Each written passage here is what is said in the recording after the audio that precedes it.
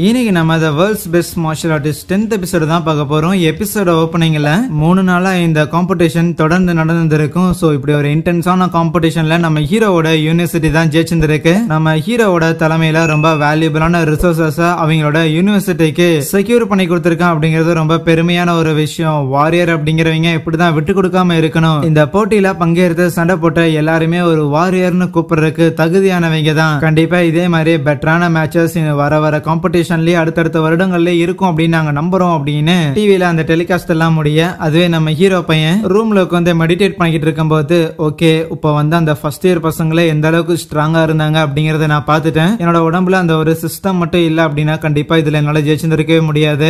எப்படியும் இந்த பவர் சிஸ்டம்லாம் உள்ள இந்த ஒரு உலகத்துல நான் தொடர்ந்து டாப் ஆஃப் த வேர்ல்ட்ல இருக்கணும்னா நான் இன்னுமே நிறைய பிராக்டிஸ் பண்ணணும் அப்படின்னு அவன் மைண்ட்ல இருக்கும். ஏன்னா ஆப்வியஸ்லி அவன் ரீஇன்கார்னேட் தான் இருக்கான். அதுக்கப்புறம் ஹீரோ அவனோட ஸ்கூல் ஃப்ரெண்ட்ஸுக்கும் அவனோட தங்கச்சிக்கும் இந்த யூனிவர்சிட்டியை சுத்தி காமிச்சுக்கிட்டு இருப்பானா. அப்ப அதுல வூங்கிற ஒருத்தன், ஆமா என்னடா இவ்வளவு பெரிய யூனிவர்சிட்டியில படிச்சுட்டு இருக்கிற, கூடவே உனக்கான ஹாஸ்டல் ரூம் கூட இவ்வளவு பெருசா இருக்குது. நான் படிக்கிற யூனிவர்சிட்டியில கிட்டத்தட்ட 8 பேரை ஒரே ரூம்ல போட்டு அடைச்சு வச்சிருக்கானுங்கடா, காண்டாகுது அப்படின்னு புலம்பிட்டு இருக்கும் போது, அப்ப நம்ம ஹீரோவும் நீ இந்த ஒரு பர்டிகுலர் யூனிவர்சிட்டியில தான் படிக்கிற, அந்த யூனிவர்சிட்டியில தான் நம்ம வாங் அப்படிங்கிற சீனியருமே இருக்கிறாரு. உனக்கு ஏதாவது கொஸ்டின்ஸ் அண்ட் ஹெல்ப் வேணும் அப்படின்னா கூட நீ அவரை அப்ரோச் பண்ணலாம்ல, அதுவும் நல்லது தானங்கும் போது நீ சொல்றதும் வாசனமானு பேசிட்டு சுத்திக்கிட்டு இருக்கும் போது, அப்ப அந்த யூடியூபர் பையன் இருக்கிறான்ல, அவனுக்கு யாரோ கான்டாக்ட் பண்ணிட்டு அவனோட சேனலை இன்னும் அடுத்த லெவலுக்கு கொண்டு போறதுக்காக சில இன்வெஸ்டர்ஸ் எல்லாம் வரேன் அப்படிங்கிற மாதிரி சொல்றாங்க போல. ஓ சூப்பர், கண்டிப்பா நான் வீட்டுக்கு போயிட்டு உடனே ஒரு கான்ட்ராக்ட் எடுத்துட்டு வரேன், சைன் போட்டுலாம் அப்படின்னு பேசிட்டு இருக்கேன். அவன் ஹீரோ பின்னாடி வந்து நின்னுக்கிட்டு, என்ன தல என்ன வச்சு காசு சம்பாதிக்கிற போல, சரி விடு நீ காசு சம்பாதிக்கிறத நான் ஒன்னும் தடுக்கல, ஆனா என்ன வச்சுதான் நீ சம்பாதிக்கிற அப்படின்னா எனக்கு ஒரு கட்டிங் வந்தாகணும்ல, எப்ப தருவ அப்படின்னு கேட்டுக்கிட்டு இருக்கேன். அவன் அங்கிருந்து ஓடியே போயிருவானா. அப்ப ஆப்போசிட்ல ஹீரோட காலேஜ் பசங்கள வருவானுங்களா, வந்துட்டு என்ன மாமே நியூ இயர்லாம் வரப்போகுது, ஊருக்கு போறதுக்காக எல்லாத்தையும் ஏற்பாடுகள்லாம் பண்ணிட்டியான்னு கேட்க, ட்ரெயின் டிக்கெட் எல்லாம் புக் பண்ணியாச்சுமானா, கூடவே உங்களுக்கு எல்லாம் அடிபட்டு இருந்தது எல்லாம் சரியாயிருச்சான்னு கேட்க, அதெல்லாம் யூனிவர்சிட்டியில இருக்கிறவங்க மாத்திரை எல்லாம் கொடுத்து தேர்த்தி விட்டாங்க.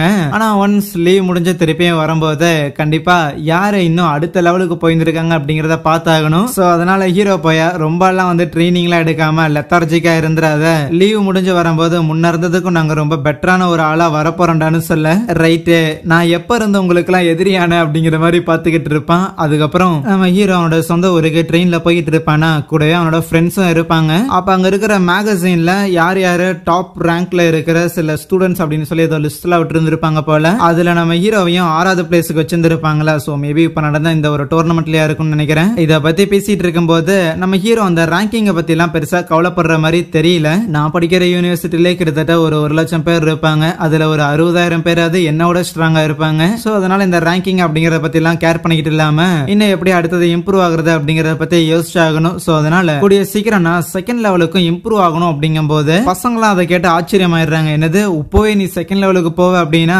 இதே மாதிரிதான் நம்மளோட சீனியர் வாங் இருக்கிறாருல, அவருமே வந்து ஃபர்ஸ்ட் இயர் படிக்கும் போதே செகண்ட் லெவலுக்கு போயிருந்திருக்காரு.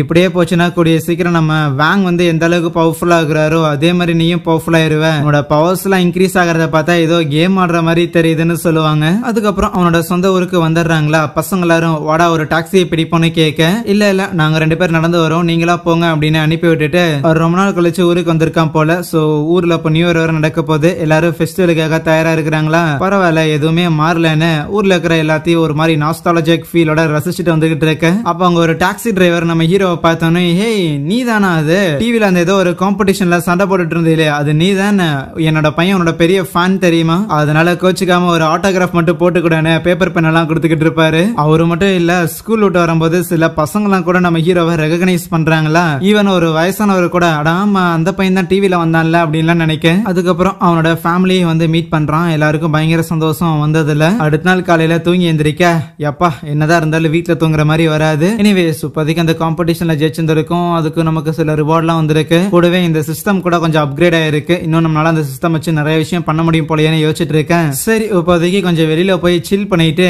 4-5 பேர் ஆட்டோகிராஃபுக்காக வருவாங்க, அவங்களுக்கு எல்லாம் போய் கையெழுத்து போட்டு தரலாம் அப்படின்னு சொல்லி வில்லத்தனமா சிரிச்சிட்டு இருக்கேன். கத்தாதரா அப்படின்னு அவன் தங்கச்சி பக்கத்துல இருந்து கத்திக்கிட்டு இருப்பாளா. அதுக்கப்புறம் வீட்டை விட்டு வெளியில வந்தா அங்க ஒரு போலீஸ் ஆபீசர் நின்னுட்டு இருப்பாரு. ஸ்டார்டிங் எபிசோட்ஸ் எல்லாம் அந்த கிரிமினலை வாங்கோட உதவி மூலமா புடிச்சு கொடுத்துருப்பாங்களா ஒரு ஆபீசர் கிட்ட, அதே ஆளாதான் இருக்கும். என்ன மேட்டர்னா அன்னைக்கு அந்த கிரிமினலை பிடிக்கிறதுக்காக நம்ம ஹீரோ உதவி பண்ணியிருந்திருப்பான்ல, அது ஒரு பக்கம் இருந்தாலுமே இப்போதைக்கு நம்ம ஹீரோ இந்த ஒரு காம்படிஷன்ல ஜெயிச்சு இந்த டவுனோட பேரை வந்து லைக் ஊர் ஃபுல்லா வந்து பயங்கரமா பரப்பி விட்டுட்டான்.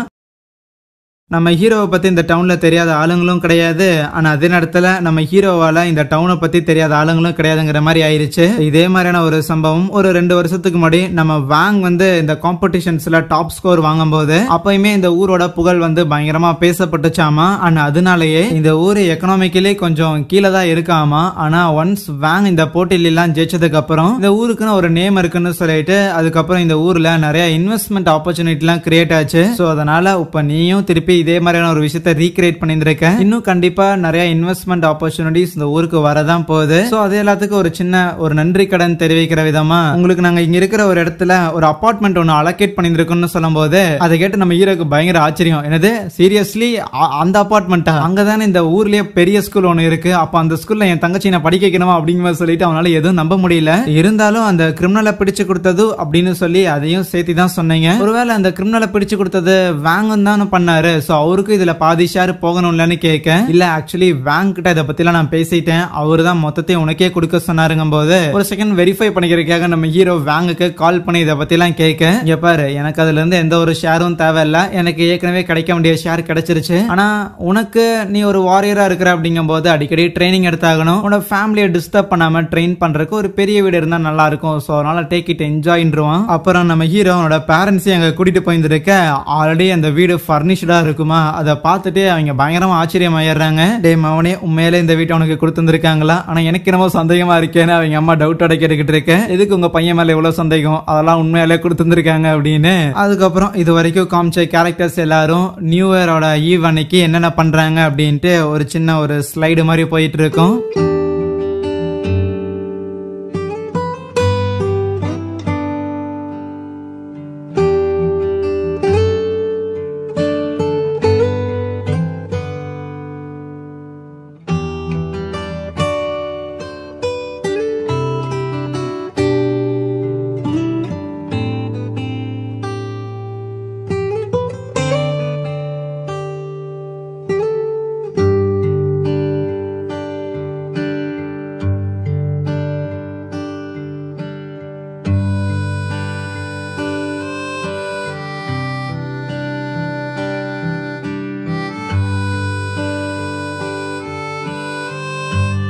நியூ இயர்லாம் முடிஞ்சதுக்கு அப்புறம் நம்ம ஹீரோ அவனோட யூனிவர்சிட்டி ஃப்ரெண்ட்ஸ் எல்லாரோட மீட் பண்ணிருப்பானா. தான் இந்த மாதிரி செகண்ட் ரேங்குக்கு போயிட்டேன் அப்படிங்கிற மேட்டர் சொல்ல அவங்களாம் வாய பொழந்துடுறாங்க. என்னன்னா அவங்களுமே செகண்ட் ரேங்குக்கு எல்லாம் இம்ப்ரூவ் ஆயிருக்காங்க. இருந்தாலும் அவங்க எல்லாம் செகண்ட் ரேங்குக்கு போயிட்டு இனிஷியல் ஸ்டேஜ்ல இருக்கிறாங்களாமா. ஆனா நம்ம ஹீரோ ஆல்மோஸ்ட் இந்த செகண்ட் ரேங்கே பிரேக் பண்ணி தேர்ட் ரேங்க்லயும் போக போறோம். எப்படா உன்னால மட்டும் இதை பண்ண முடியல அப்படின்னு நம்ம ராணுவ பட தலைவியும் பயங்கரமா கொந்தளிச்சுக்கிட்டு இருக்க. அப்ப நம்ம ஹீரோக்கு அந்த இருக்கிறான்ல அவன் கால் பண்ணிட்டு, டே மாமே ஃப்ரீயா இருந்தேன்னா எங்களோட காலேஜுக்கு ஒரு பக்கம் வந்து எட்டி பார்த்துட்டு போறேடா அப்படின்னு கேட்கும்போது, உங்க காலேஜுக்கா நான் எதுக்கு அங்க வரணும் அப்படின்னு ஹீரோக்கு ஒரு டவுட் இருக்கும். சும்மா வந்து பார்த்துட்டு போ, இந்த வாங் சீனியர் அவரும் இங்க தானே இருக்கிறாரு. அப்புறம் வரும்போது உன் கூட இந்த காம்படிஷனுக்காக சில பேர் எல்லாம் பங்கெடுத்தாங்கல்ல அவங்களையும் சேர்த்து கூட்டிட்டு வா. அப்படியே வந்து நம்ம வாங் சீனியரையும் பார்த்துட்டு போன மாதிரி இருக்கும். சரியா என்னன்னு அவன் போனை வைக்க, பசங்க எல்லாம் என்னாச்சுன்னு கேட்கும் போது, இல்ல இந்த மாதிரி என் ஃப்ரெண்ட் ஒருத்தன் கூப்பிட்டு இருக்கான்னு சொல்ல, அங்க இருக்கிறவங்களும் ஓகே நாங்களும் வரோம் அப்படிங்கிறாங்க. ஏன்னா அந்த வாங் அப்படிங்கிற அந்த சீனியரை பார்த்தாகணும், ஊர்ல இருக்கிற எல்லாரும் ரொம்ப பெருமையா பேசிட்டு இருக்கிறாங்கல்ல அப்படின்னு கொஞ்சம் இன்ட்ரெஸ்ட் காட்டுறாங்களா. நம்ம ஹீரோட மைண்ட்லயோ ரைட் இப்ப நான் வாங் சீனியரை தேவையில்லாம போய் டிஸ்டர்ப் பண்ண போறேன்னு நினைக்க,